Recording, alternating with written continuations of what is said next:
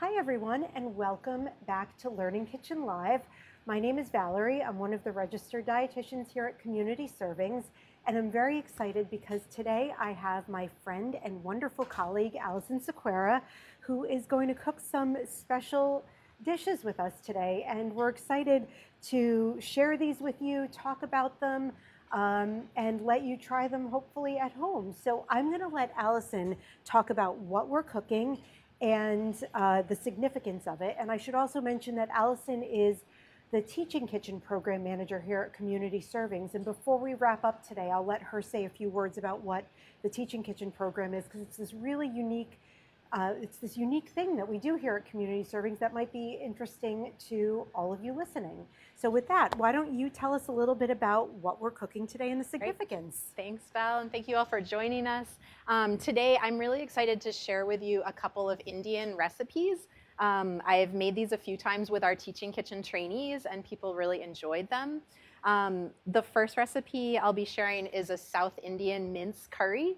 This is a special recipe because I learned it from my in-laws. So I married a man who came from India, and I learned this from my mother-in-law, and it's extra special because today is her 75th birthday. So happy birthday, Ma. She's joining us from home. And so this is a recipe that is, I'm going to actually turn things on and start cooking it while I talk a bit more about it. This is a pretty unique recipe because it uses beef. At home, you might choose to use a different meat. But this is a recipe from a South Indian area that includes a lot of Catholic people who cook with beef. About 80% of Indian people are Hindu, and they consider cows to be sacred. So this is a pretty regional recipe. So as I get us going today, you can see some of the ingredients here. We're first going to cook, I have ginger and garlic, as well as jalapenos, some onions, and some curry leaves. So while this warms up, I'm going to tell you a little bit about these curry leaves. So I have them in the bowl here. You can see they come on a little stem. And when you cook with them, you want to actually just pull them off the stem and drop them into your pan. These are a delicious ingredient, very common in South Indian cooking. They are totally unrelated to the curry powder that you might buy in the grocery store. I didn't know that. I guess I never gave it any thought. Yeah, so the whole name is curry patta, and I wish you could smell them. They have a really yummy scent to them, and they're used in lots and lots of South Indian recipes. They tend to be either fried and added at the end, or kind of fried in your beginning ingredients. They sometimes are added to like a coconut chutney. These you can find if you have an Indian grocer near you. I've also found them at Market Basket in the fresh produce section. These ones actually come from our living room. This is a tropical plant, but as a labor of love, my husband grows them at home. So it's not impossible. I have seen other people growing them around Boston. So we're just gonna get these things sauteed. And I should say, so Allison is sauteing the garlic, ginger, onion, and curry leaves in some coconut oil, which, we in Learning Kitchen Live, we talk a lot about different oils and their health benefits. Coconut oil is a controversial one sometimes because it is highly saturated, but there are really good applications for it. So this dish, I'm assuming, uses the coconut oil for the flavor that it provides. Yeah. If you didn't have access to coconut oil or just didn't want to buy it because you weren't going to use it very much, you could use regular vegetable oil here as well. Yeah. Great. And I wish you could smell how good this smells. It's such a yummy smell. And really, like, the starting off a recipe with ginger and garlic. This recipe, I prefer to use freshly chopped ginger and garlic, but another common ingredient in a lot of Indian cooking is actually a ginger garlic paste. So that's something else I keep in my fridge at home. I usually make a whole batch at a time, and it's basically 2 parts garlic for every 1 part ginger. And so that's something sometimes I'll marinate some fish and pan fry it. Sometimes I'll add it to just a fried rice, which is not at all an Indian recipe, but is just a delicious addition and very quick. So ginger garlic paste, like I said, you can make it at home. Just grinding up ginger and garlic together with a little bit of oil and keeping it in your fridge. You can also buy a jar of it at least at an Indian market, probably at other ethnic grocers. So we're gonna let this cook for just like 1 more minute. I want those onions a little bit more cooked. And then the next thing we're gonna add is the beef and our spices and tomatoes. So in the recipe that'll be posted later today, Allison said you can do this with beef or with ground turkey. We chose to do it just because it's traditionally a dish made with beef. We're using 90-10 ground beef, which means it's 90% lean. It's the leanest that you can buy. You can use whatever you'd like. I think you said, have you made it with a mix of beef and turkey? I've made it with a mix of beef and turkey. I've made it with a mix of beef and pork. So it's really, I love this recipe because a lot of Indian cooking is very time consuming. It involves many steps and often like a very lengthy cooking time. But this is a really special recipe because it's made with ground meat. It cooks fast. My kids enjoy it. I was telling Val as we were getting ready for this demo, I have 2- and 5-year-old boys at home, and my younger guy is very picky, but this is actually a recipe he really enjoys eating. So I'm hoping that that's true for some of you at home as well. If you have picky kids, this is just kind of a different set of flavorings than they might be used to. I think we can add that in. All right. Yeah. Doing this so you don't have to get your hands Thank covered you. in the raw meat. Thank you so much. So yeah, at this step you can see the onions are mostly cooked down. I'm gonna scramble the meat into this. And the other thing I should have mentioned earlier, the curry leaves, you can absolutely eat them. They're not gonna hurt you. They are a little bit chewy, so when I eat something that's cooked with curry leaves, I tend to just kind of push them to the side of my plate. Almost like you might treat a bay leaf if you're more accustomed to cooking with bay leaves. So I'm gonna add my spices here. So I have 3 spices that are gonna go in. This is called Kashmiri chili powder.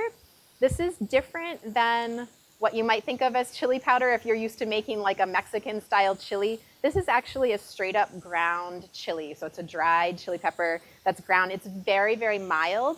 If you don't have this ingredient at home, you could skip it, or you could put, if you wanted like a little bit of heat, you could put like a tiny bit of cayenne into your recipe. We have some turmeric. You want to be careful with this one because the turmeric loves to stain counters.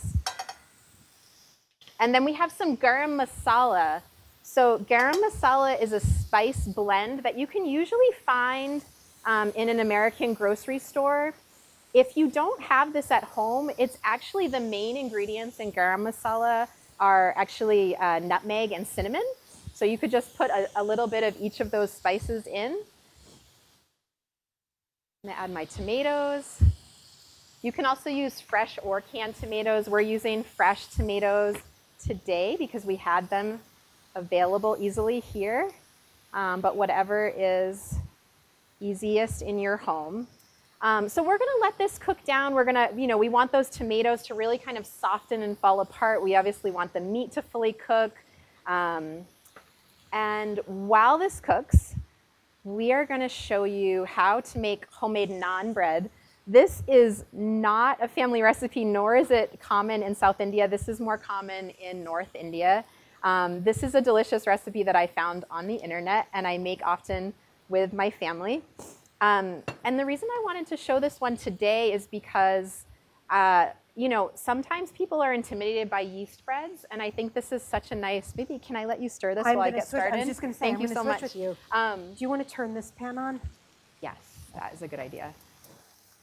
So sometimes people are a little intimidated by yeast breads, and I wanted to show you that, there are some yeast breads that can be pretty simple. This particular recipe is nice because it actually has 3 different leavening agents. So we have some yeast.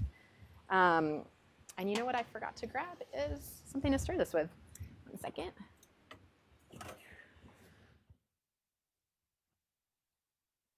So we're mixing in the yeast. You want your yeast to dissolve a bit. Ideally, you're waiting about 5 minutes. I'm going to do it a little more quickly so that you can see how the dough comes together. But the 3 leavening agents in this recipe, you have your yeast, you have a little bit of baking powder, and you also have an egg. So this is, I think, a pretty user-friendly recipe because you've got a few different things that are going to help puff that bread up really nicely. There's also a bit of richness to it. So this is yogurt. You can use any kind of plain yogurt. So if you have Greek yogurt or if you have more traditional yogurt, that's fine. This is some honey. Yeast really likes to have some sweetener. It kind of feeds on the sweetness that helps the yeast activate. So I'm mixing my liquid ingredients together. I'm going to add my egg.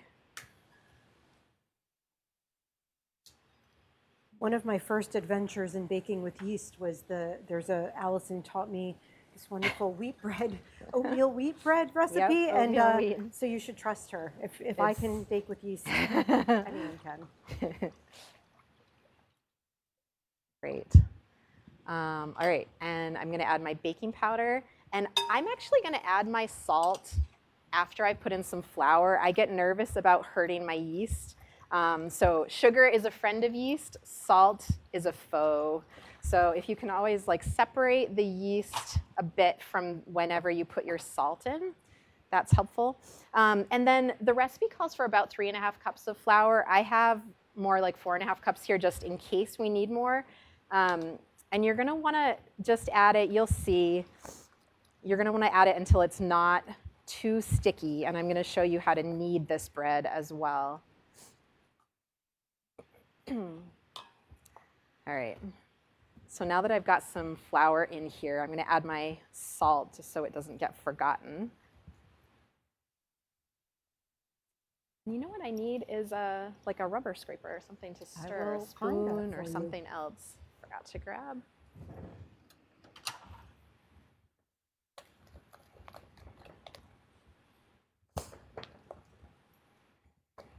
So you can see the dough is almost getting it's kind of got a nice stickiness to it already. And as we add more flour, that will become, thank you so much. So you can see the yeast is already kind of activating in there. So we're going to keep adding flour until this is, soft enough, not too sticky to put out on our counter and start kneading.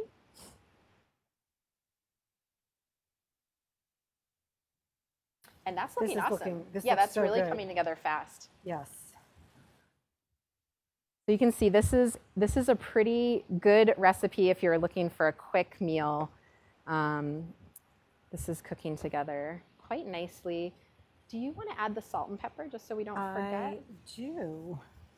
How much am I adding? I am about like a half a teaspoon of pepper. Maybe start with a half teaspoon of salt. I'll do that. All right. One of the things we often talk about when we choose recipes for Learning Kitchen Live is when you use a lot of flavors in a dish, you tend to need less salt, which is always a thing we're talking about, is moderating how much salt you cook with and add to your food. So when things are so flavorful, you need a lot less salt, but it doesn't necessarily mean you don't want any salt. Great. All right. So I'm going to knead this bread. I like to do this. This is a dough scraper or board scraper. You obviously do not need this tool, but I find it nice when the dough isn't quite firm enough to knead properly. I use this to help kind of mix in some of my flour. So you can see I'm just scraping from under and kind of patting in the flour. And now I'm going to very gently knead this until it comes together a little bit more. So this is good. I'd say if any of you at home are watching and you've never made yeast bread, I'd say there is a technique to kneading the bread, but the most important thing is you want to work it. You want to work it until it you poke it and it springs back and it feels a little bit stretchy.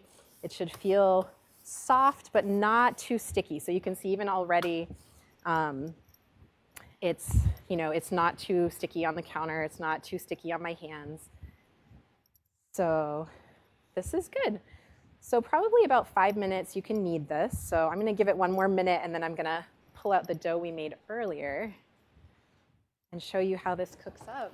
This looks really good. Do you want to let it simmer a little longer? Yeah, we can let it simmer while we cook our naan bread. Wonderful. Yeah. What we have going on here is this is a cast iron skillet that's been over the heat for a while, so it is hot. And this is what Allison is going to show us how to cook the naan bread in. This skillet was pretty well seasoned, but we wiped it with a little bit of oil just to make sure that the bread doesn't stick. So this one you would let rise for ideally 45 minutes. I have made this in a hurry before where I maybe only gave it 20 minutes. I'd say if you're trying to rush it, it helps if you can put it in a nice warm spot. So either, covered and put in the sun, or you can put it in, warm your oven up just ever so slightly and then turn it off and put your dough in there in a bowl. This is the dough we made earlier, so you can see it's nicely risen. And I typically cut this recipe into 8 or 10 pieces. So we'll do that. This is another handy thing that I like this scraper for. So we're just going to roll one of these out, and I'm going to show you how easily this cooks up.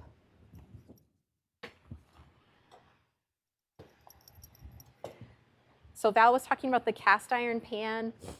If you have a cast iron pan or some other pan that you feel comfortable getting pretty hot, that is ideal. This can also be made if you have a grill. So we've made it with the Teaching Kitchen trainees here and just dropped it on directly on the grill, and it puffs right up. It's really nice.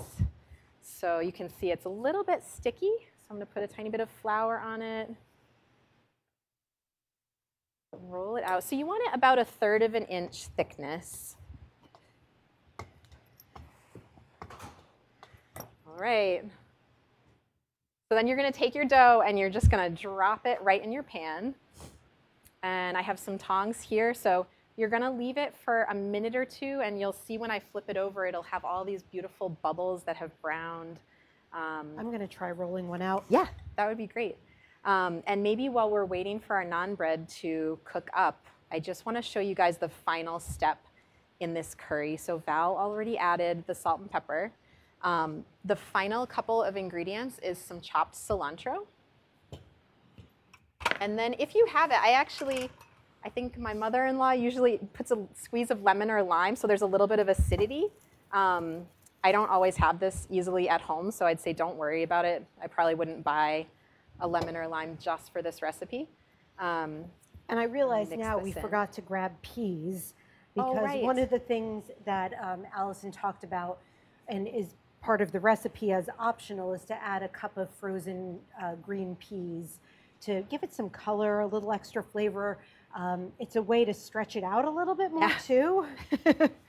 My family can eat a large quantity of this, so I started adding peas also to sneak some vegetables in. So if that is a desire for any of you, I'd say it's a very yummy addition. So yeah, that is looking beautiful. I'll leave that on for a minute. And you can see our naan has bubbled right up and it's not sticking. So we're just gonna flip this guy over and cook it on the other side. And that's it. It's really pretty easy. Do you want to say a word or two about the Teaching Kitchen program here before we wrap up? Sure. So the Teaching Kitchen is a free 12-week culinary job training program. We host 8 classes each year. And the program is pretty special. I think of it as sort of a transitional employment. We have some amazing grant funding that allows us to pay a wage to our trainees while they study. And we serve primarily adults who are facing some sort of challenge to employment. So many of the individuals in our class, they might be in early substance use recovery, they might be just coming home from incarceration.